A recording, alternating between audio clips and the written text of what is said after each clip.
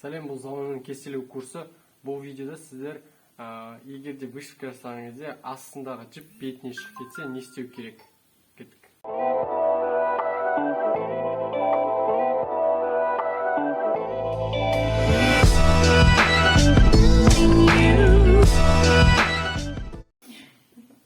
Так, енді біз таблоны шешіп тастадық. Енді аламызда мына жақта жіпті алып тастаймыз. И мынау челнок, міне бізге керек мынау. Қараңыздар. Яғни механизм мынандай. Егер де сіздер мынаның ішіне орнатырған кезде, потом бүйтіп мынаның ішіне бүйтіп аласыздар да бекіткен кезде, мына қараңыздар бүйтіп тартып тұрады ғой. Былай тартып тұрады. Свет керек вот. Свет қараңыз. Так, қараңыздар.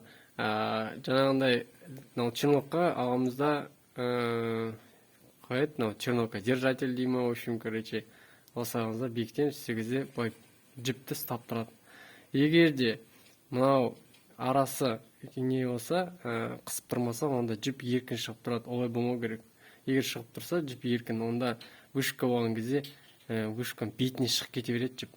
Ол қысып тұру үшін не істеу керек? Мына жерде қараңыздар, кішкентай брандасы болады. Міне, мына жерде. Осы бранданы біз бұрау керекпіз. Осындай кішкентай отвертка болу керек. Осындай кішкентай отвертканы аласыздар да. И мынаны бұрайсыздар. Мен бұрамаймын, себебі менде барлығы нормально.